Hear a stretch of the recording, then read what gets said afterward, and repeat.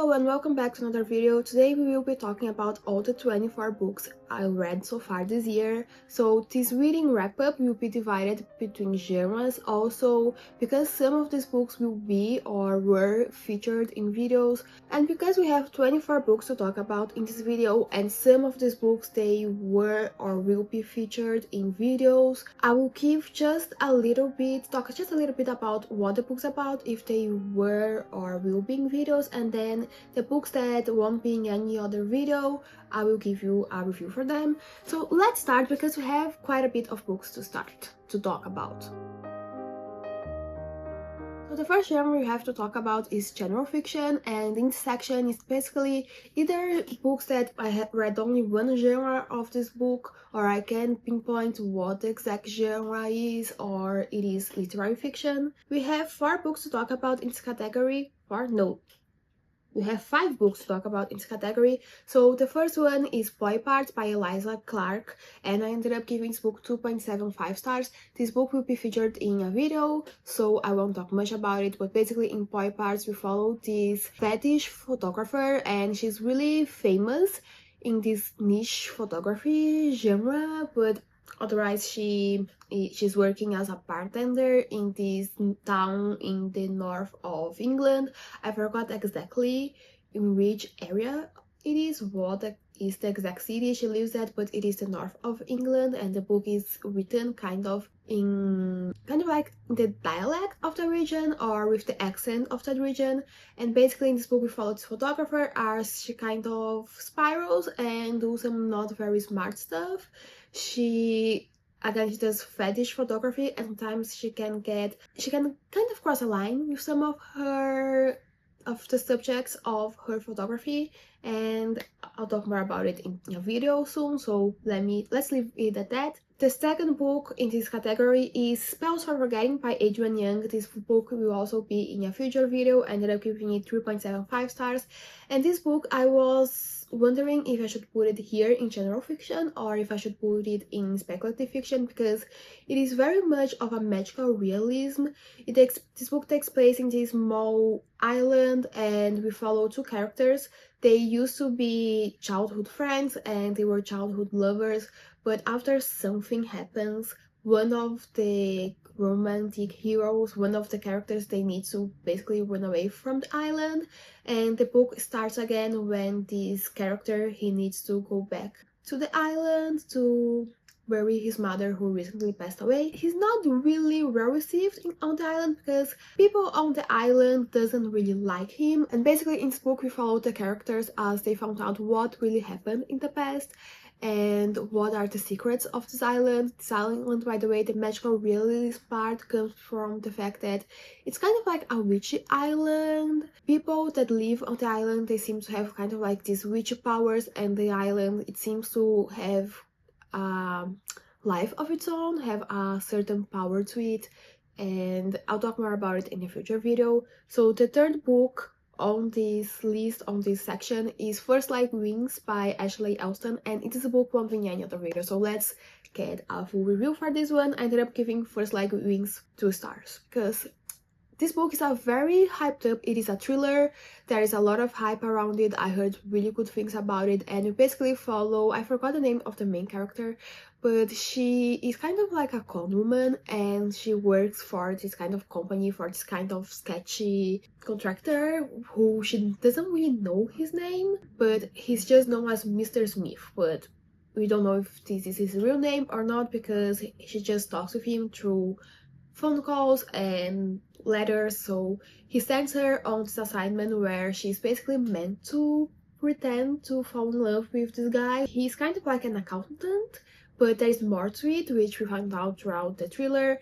And one day while she's on this job, a woman appears in the same city she's living at, and this woman, she looks a lot like her, and she also has her real name, and she's basically impersonating our main character. I don't know how much can I tell you about this book without giving spoilers, but basically this book follows this con woman who is suddenly she's seen in this kind of scary situation because there's this woman impersonating her in this town. And there's a lot of twists and turns in this book because it is a thriller, but One thing I've been noticing lately is that I tend to figure out what the plot twists are, and usually that doesn't really bother me because I do like spoilers, but when it comes to thrillers, knowing all the plot twists is not a good thing. Overall, this book kind of annoyed me because it felt, for me at least, it felt quite predictable. The plot twist, I think I figured out 98% of the plot twists, which is not a good thing for a thriller. I felt like the main character, she was supposed to be super smart, but for me she just felt a little bit dumb and a little bit too naive, which is kind of difficult to believe considering what her job is. There is also one of the plot twists for me just doesn't make that much sense. And this book wasn't thrilling, it wasn't mysterious, the writing wasn't that amazing, it was just average in my opinion, and there wasn't really any redeeming quality to this book. I do understand why some people kind of like it, but also I don't understand why it is so popular and why so many people love it. I assume it's just because it was a Reese's book club pick once.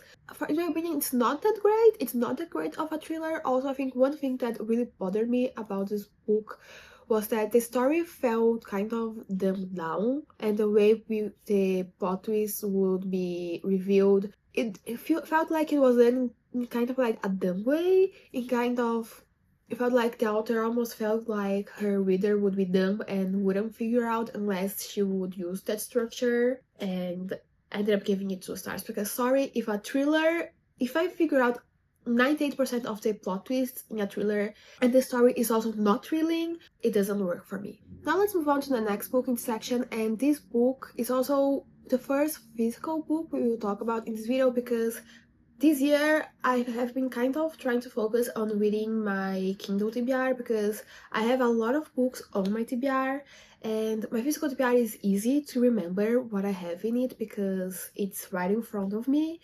But the Kindle, because of the way the Kindle library is, how the Kindle library looks, and just because it is like a digital device, because I can't see each individual book all the time, I keep forgetting what are the books on my Kindle, and I've been basically trying to focus on reading some of that backlog of books, and my physical TBR has been kind of in the back burner. Also, by the way, if occasionally it feels like or it seems like I'm a little bit out of breath or my voice gets a little bit weird, it's because my nose is kind of stuffed. I feel like, I don't know if I'm with the flu. I believe it's just because it is suddenly really cold where I live. It was warm and then it is suddenly cold and my body doesn't like that, and now I have a stuffed nose. So occasionally I might sound out of breath. But moving on and talking about the book.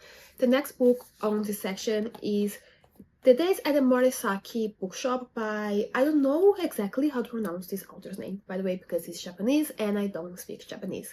But basically in this book we follow this young woman who, when we start the book, she's in kind of a not great situation. She was in this relationship with this man who, he was kind of her boss in the company she worked at, and then at the beginning of the book he breaks up with her because turns out he has a girlfriend and he's going to marry her. She also ends up quitting her job, so she is a very hardworking woman. She's used to having a job, and suddenly she's without a job. She starts to feel quite lost in life, and her uncle, who owns this bookshop in this district in Tokyo, he invites her to go live with him or go live at the bookshop for a while she gets kind of like rest for a bit, relaxes for a bit, and figures out what she wants to do with her life. And basically this short little book is, we are following this young woman just figuring out what she wants to do with the rest of her life and figuring herself out.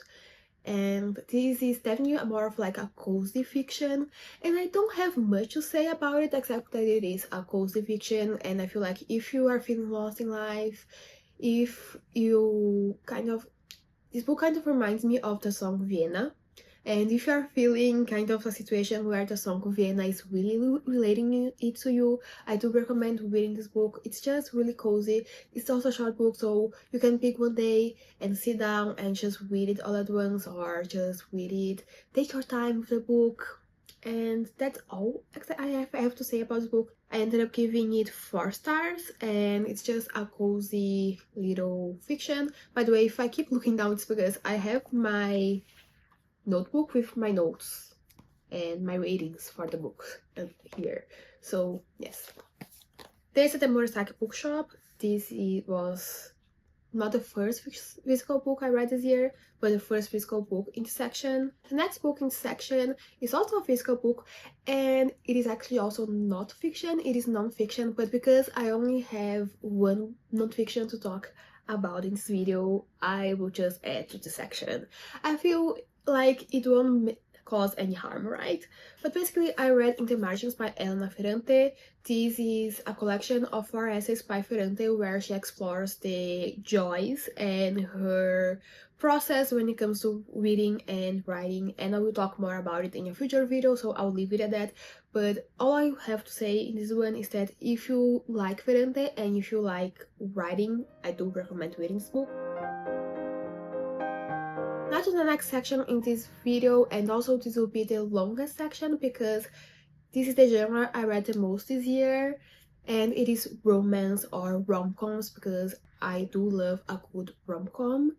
And the first book I read in the year was actually a romance novel, and it was also a physical book, and it was Funny You Should Ask by Eliza Sussman. And in this book we follow Chini. I'm not exactly sure how to pronounce her name because she's Jewish, and in the book they mention, or she mentions, that a lot of people don't know how to pronounce her name correctly, and they kind of teach you how to pronounce her name correctly, but I'm not sure if I am pronouncing her name correctly, but so I'll say like it's Chini because they write ni, a ch ni on the book, so Chini. And we have also followed Gabe Parker. So she's this journalist, and she usually writes essays about celebrities and she interviews celebrities. And Gabe Parker, he's a very famous actor who just recently he got the role of James Bond. And this book basically it takes place in 2 timelines. We follow on the first timeline, we follow Chini and Gabe as they first meet, and she interviews him for this essay, for this interview, which turns out to be a blockbuster interview. A lot of people are sure those two are together, that something happened between them. And the second timeline that we follow in this book is 10 years later when they are meeting up again to basically redo that interview. And throughout the first timeline and the second timeline, we start to figure out what happened between them during 10 years before and what is going on between them now 10 years later. And this book, I saw a lot of people saying online that it felt like it was a little bit too insta-lovey, and for that reason I kept putting it off reading it because I just kept seeing not that great reviews. But I'm happy to inform that I actually disagree with these people, and this book can be insta-lovey because it takes place throughout 10 years, and despite the things that are going on in this book, these characters, they have basically been following each other for 10 years, so can you really call this insta-lovey? Definitely, I would say there was an insta-infatuation at the beginning of the book, but not necessarily an insta-love. And what else can I say about this book? It's just a cute romance. I feel like this book was really well done from the perspective of the storytelling, from the perspective of creating a love story. It just makes so much sense why these characters, they fall in love with each other, why they would work with each other. This book also definitely delves into deeper topics, so I would recommend checking out some trigger warnings for this book. From the top of my head, I remember they talk about alcoholism, they talk a lot about the effects of being famous, how your life can change, or how different someone's life is from what it is portrayed in the media. And overall, I just felt like the book was really interesting. It was really cute and fluffy, and I ended up giving it 4 stars. Also, this cover is amazing. I know Eliza Sussman, she has other books out. She has another book with a similar cover out, which is also kind of like one of them is famous, or I think the other one is both of them is famous. And that one I haven't heard any good reviews about, but I'm still curious to read it because I really like this one, and I know she released another book this year, and I'm really curious about picking that one up and really curious about that one because the new book sounds also really interesting. And I believe she also has some other YA work, which I don't know exactly, I don't know the details about her YA work, but I wouldn't be opposed to picking it up in the future. The second romance I read this year was Love on the Brain by Ali Hazelwood. So this was Ali Hazelwood's second book, and I had this book on my Kindle TBR for so long. I think it was shortly after she released the book, which was a while ago, and this is one of the prime examples of I keep forgetting about the books on my Kindle TBR. Basically, in Love on the Brain, we follow Bea and Levi. They first met in college, and Bea was sure that Levi kind of hated her because he didn't seem to really like her. His behavior didn't say that he liked her. Actually, his behavior would make her assume he really didn't like her. Everyone assumed he hated her. But now, years later, they need to work together on this project for NASA, and this is a romance novel, and things develop from there. And on top of this kind of like enemies to lovers, which I don't want to really spoil what is going on with these characters because it is definitely more than what meets the eye. But also on top of the enemies to lovers aspect of this story, I would say this is more of a pen pal romance because Bea and Levi, they have this anonymous Twitter account. Now they would call it X, so it's kind of outdated in a way already, which is a pity, honestly. But at the time it was Twitter. At the time Twitter was very different from what it looks now. But basically they both have these social media profiles where they talk about their experiences in STEM, and it's kind of anonymous. And occasionally these two profiles, they would start texting each other and they would talk about their lives, their experiences, and they're actually very close friends even though they never met in real life. But I guess this is not a spoiler because I personally figured it out from the first time I read it that it's basically Bea and Levi talking to each other. And in classic Alice Hazelwood fashion, Love on the Brain is just a funny, fluffy rom-com. It talks about some more serious topics, but overall it's just a funny, fluffy rom-com. And it's not her best work that I have ever read. It's definitely not her best STEM novel, and I do understand why some people was comparing it to The Love Hypothesis when it first came out.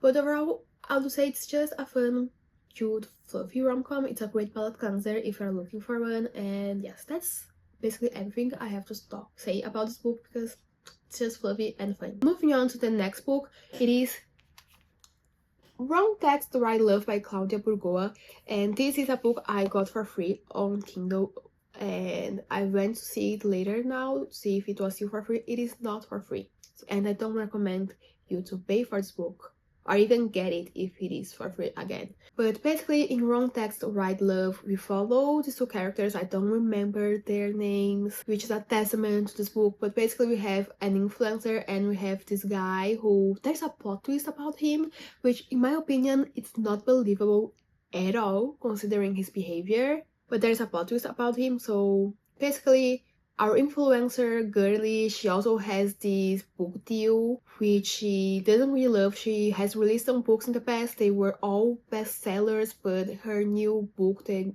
contract that she has with this big printing company, she doesn't really love the premise of her book, and she wanted to change it, but her editor basically said no, and now she's stuck writing this book she doesn't want to write.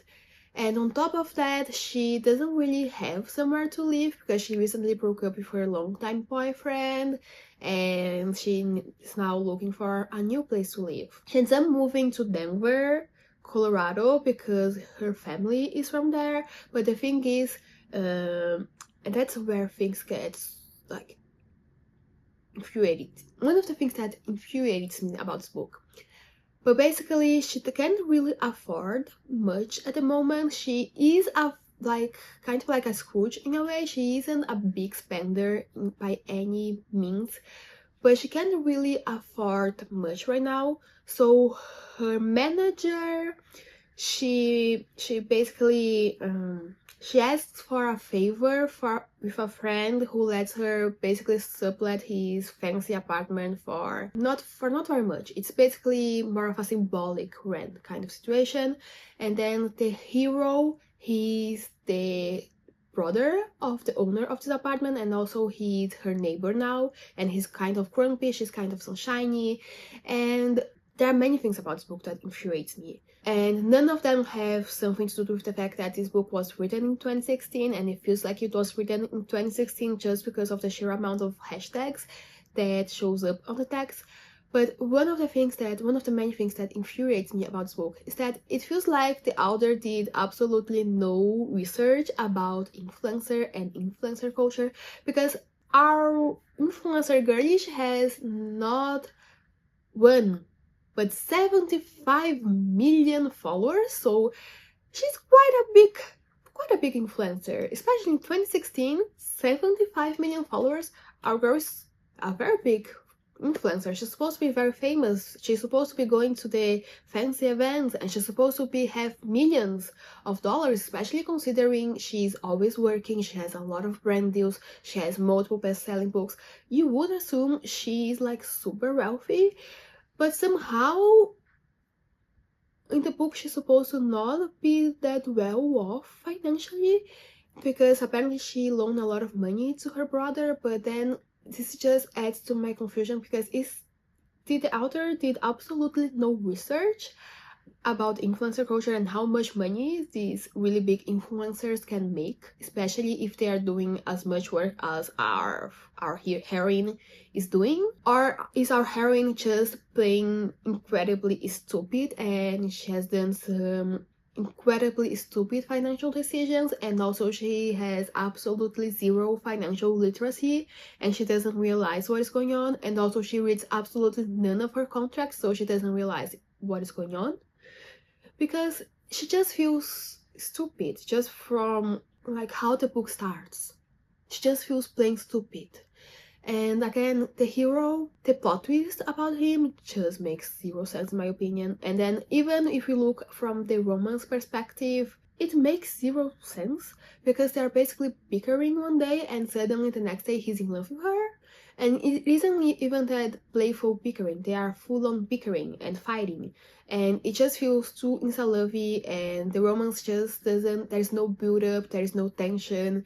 In my opinion, it just doesn't work. It's one of those romances where you look and you wonder, why are these characters in love? How will they work? 'Cause I don't believe in this romance. And also the writing isn't that great. And the characters, they feel also kind of like one-dimensional. And by the way, the plot twist, I'm just going to give you the plot twist, because if you haven't read the book, I truly don't recommend you read it. But basically, our heroine's manager, she's stealing from her big time, and she just doesn't notice it. Which for me just feels like you are really playing stupid if you don't realize how much she's stealing from you. And if you don't realize that if you have 75 million followers on social media and you're doing as much work as you're doing, you aren't supposed to be living the way you are living. So I ended up giving wrong text, right love, 2 stars, but now even talking about it, I keep thinking to myself that I should have given it a lower rating, because this book just makes, it's not only that I didn't enjoy it, it's not only that it felt like a train wreck, it just makes no sense. And it was just not well done. Sorry for the author, but it was just not well done. Moving on to the next book, which is Flawless by Elsie Silver, and I talked about it in a past vlog, which is already out. It's the one where I read small town romances for a week. I ended up giving Flawless 4.75 stars. Basically, in Flawless, follow Red and Summer. Red, he's this cowboy, he's a bull rider, and he's one of the best and most famous ones in like in this universe. And Red, he finds himself in hot waters after someone films him saying he doesn't like milk, and this upsets his sponsors in part because one of his sponsors have dairy products. And Red, he basically is in the middle of this controversy. He's losing sponsorships. People are talking shit about him, and his manager asks. Basically, his manager sends his daughter Summer to work as his nanny.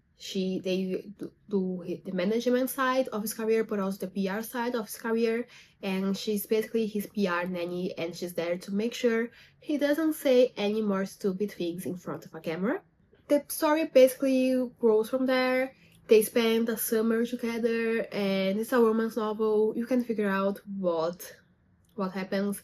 And if you want to know all my full opinion about this book, check that video out. It was really fun to film it, and also I know this is my own video, but personally I thought it was quite a fun video also to edit because I did some book writing research. So check that video out if you want to know more about this book. Then I read The Fiança Dilemma by Elena Armas. It was also for that same video, so I do recommend checking it out. I ended up giving this book 4 stars, and basically in The Fiança Dilemma we follow Matthew and Josie.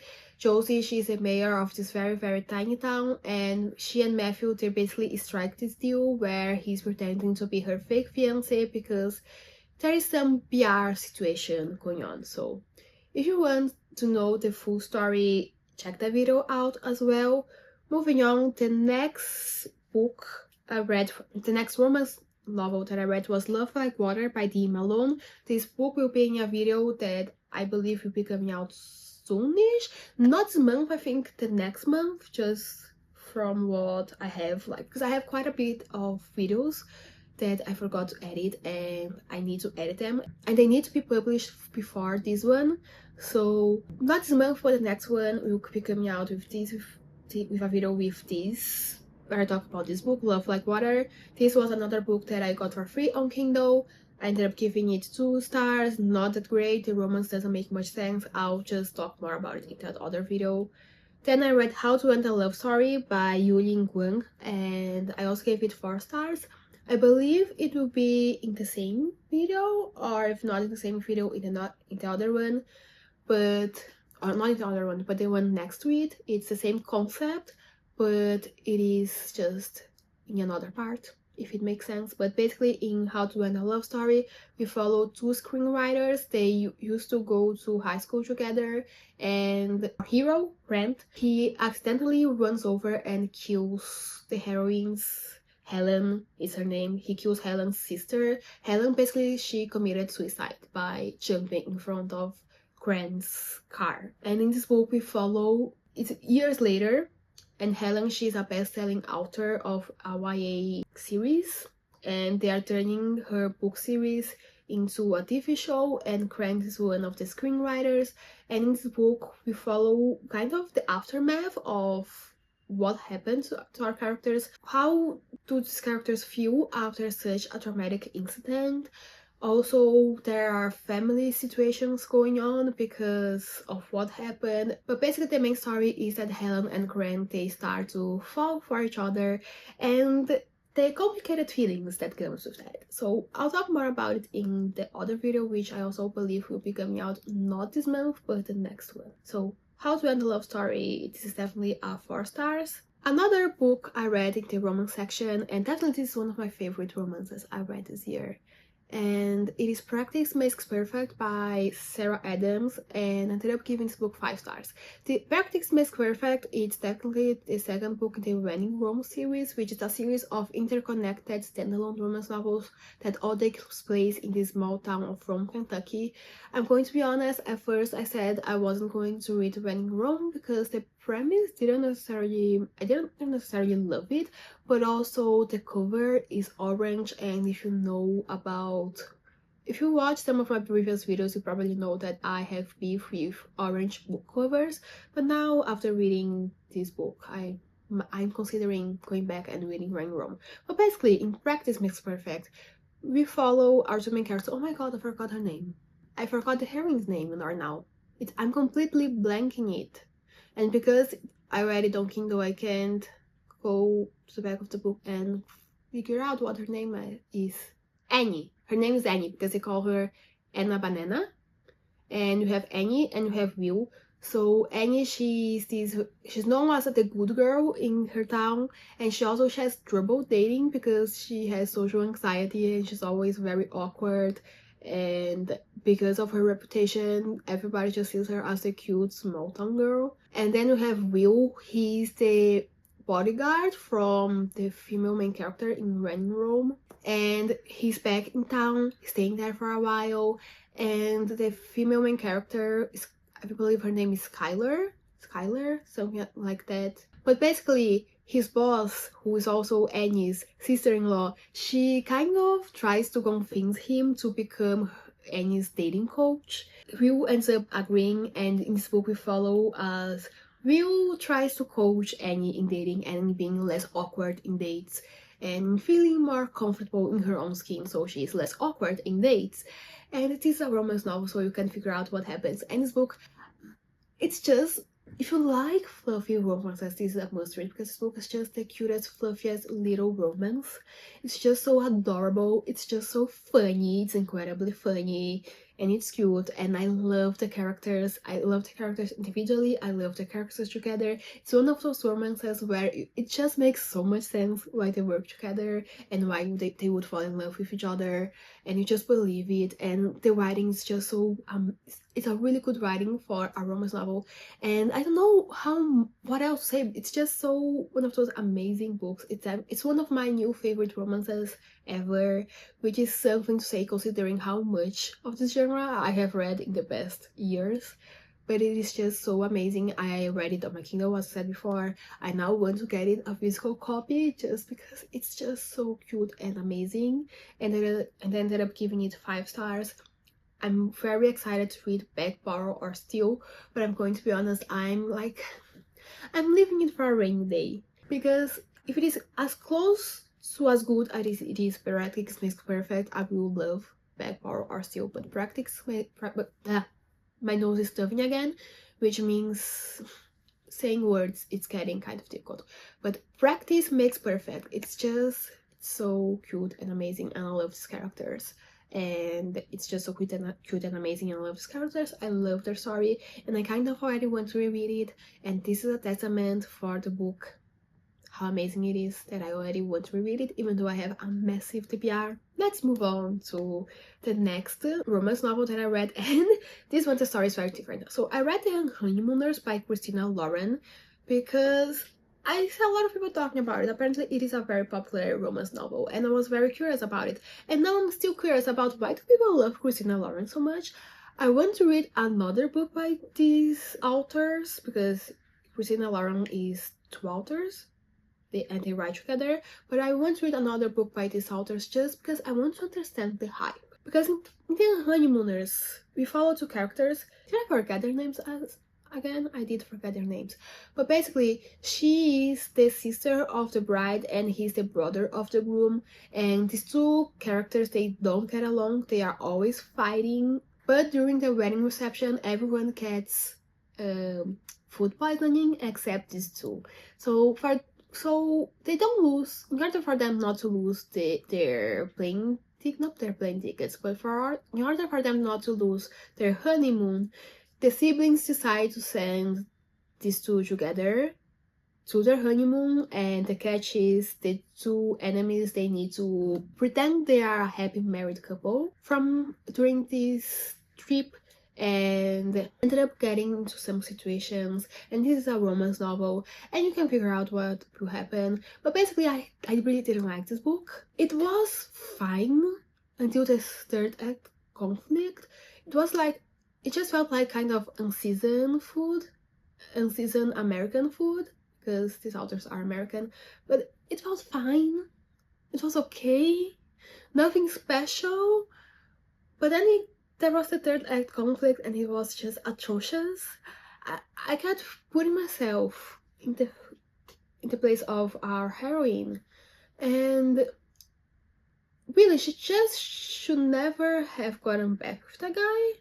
Like, she should just have abandoned him forever and she can find better, because the third act conflict is just atrocious and there wasn't enough groveling to justify her deciding to get back together with him. I don't know if it is just me being like, because recently I have someone in my life calling me the Ice Queen because they saw someone call someone in a TV show the Ice Queen and they said the person looks like me and I'm the Ice Queen because I'm not necessarily the most romantic person ever, not a hopeless romantic at all.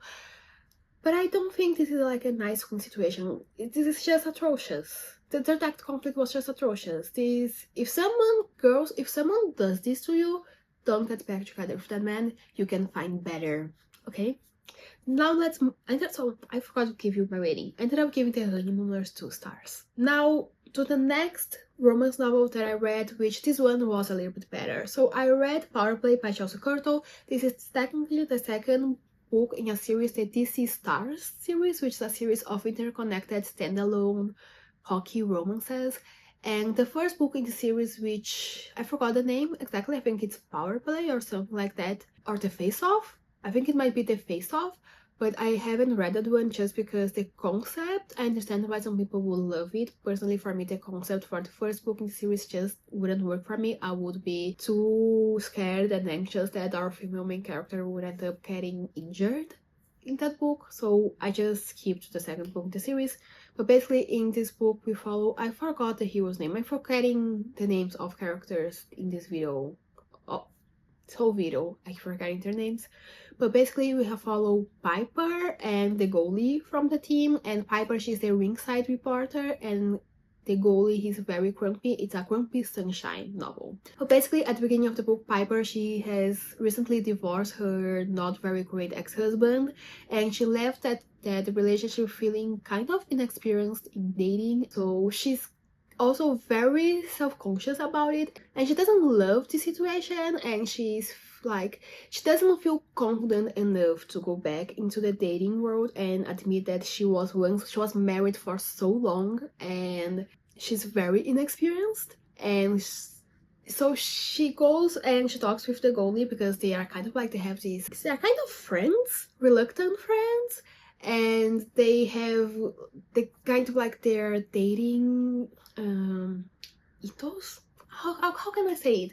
Basically, he doesn't do serious relationships. She's not looking for a serious relationship, and because they are friends and she trusts him, they end up in this friends with benefits situation where he's basically coaching her on how to date, and in return she will go to his sister's wedding as his fake girlfriend and pretend in front of his family that they are dating, because his family is always asking him about his relationship status and is kind of pressuring him to settle down, which he doesn't want to do it at the time. So it's kind of like a win-win situation. That's how the book starts, but I almost feel like this is a spoiler to the book, but considering this is on the back of the book, this is basically how the book is advertised.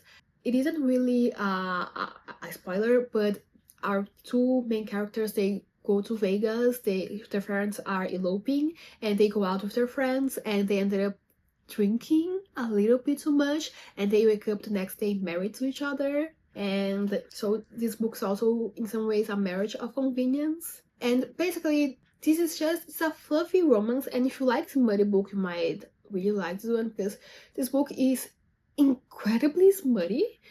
But at the same time, if you watch some of my videos, you know I'm used to reading smutty books, but at the same time I'm not necessarily the biggest fan of extremely smutty books. I tend to skip the excessive smut, because for me it just kind of ruins the story. If it doesn't make sense for the book, it doesn't kind of like, it ruins the story for me. But in this book it actually does make sense.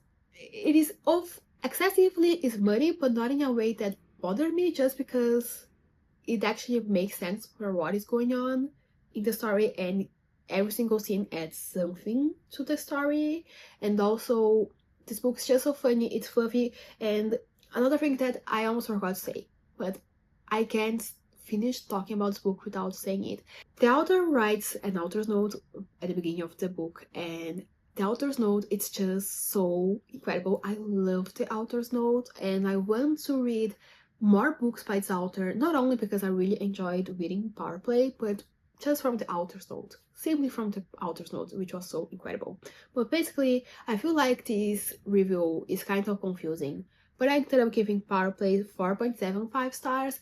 The only reason why this book wasn't a 5 stars is just because I didn't have that, like that, that feeling that it is a 5 stars, but overall, I thought it was a really well done romance novel. It was also really fun, it was really entertaining. Now let's move on to the next 4 romance novels that I read, and basically all these books, a review for all these books will be coming soon.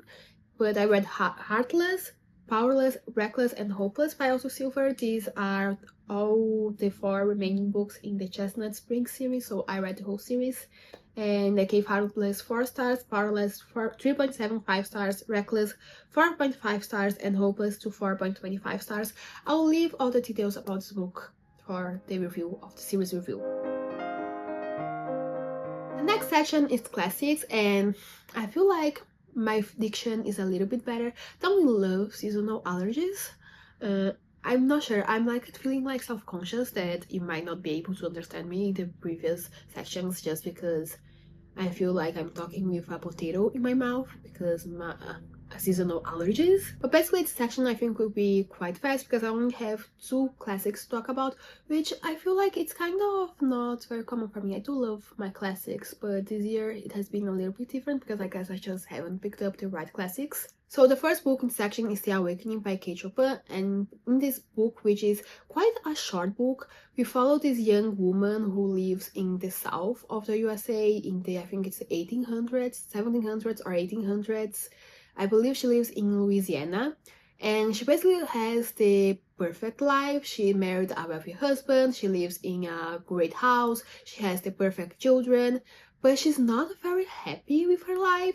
And at the beginning of the book, they are on this vacation and she meets this other man and she basically kind of falls in love with him. After they come back to the city, she starts to kind of rethink her life. And this book is apparently very important to the feminist movement. It was very controversial at the time because of the themes it deals with, and I do understand why this would be a very important book during that time to the feminist movement.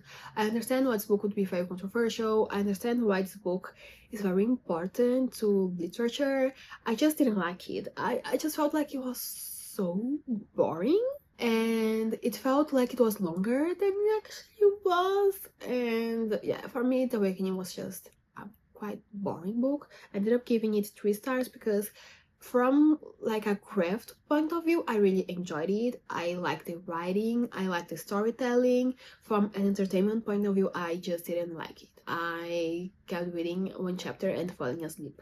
So it was my falling asleep book for a while. The second classic that I read, I actually kind of DNF'd it because I just couldn't get through it. So I read, this book has 2 names. It's actually a play which is called, let's read it here from my notes.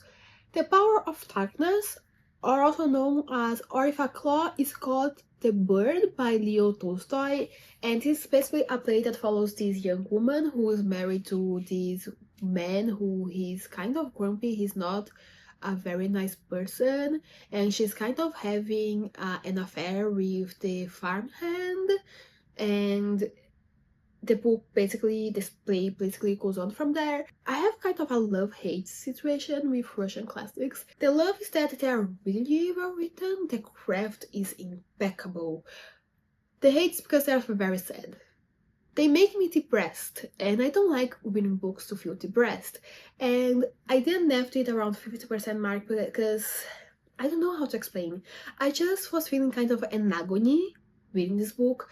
It's kind of one of those books where I was starting to feel extremely anxious reading that book, and I just couldn't do it. Sorry. I ended up giving it 1 star just because the 1 star is because of the craft, because otherwise it would be 0 stars because I just couldn't get through it. It's at a point in time where the nose is stuffing up again. But basically, it's at this point in time where I was kind of like, I should put a pause in reading Russian classics for a while because if I'm not enjoying it, I shouldn't read it, right? especially because I'm reading it as a hobby. But since then, I have quite a few Russian classics on my TBR, both on my Kindle and on my physical TBR, and I keep kind of toying with the idea of reading another one again, but then I try to remind myself. I felt depressed every single time I read one. War and Peace, I have a love-hate relationship with War and Peace because, again, from a craft point of view, that book is a masterpiece. But also, I hated reading the book because there was too much war, too much sadness, and like all the other books I read, I was either bored or depressed, and I just didn't love it. So I should give it a pause. Maybe I will read another one in the future, but not in the immediate future. So the next and final section in this video is speculative fiction. So this section basically will include science fiction and fantasy and romantasy, because those are the genres that I read in speculative fiction. Speculative fiction also includes horror, but I didn't read any horror so far this year.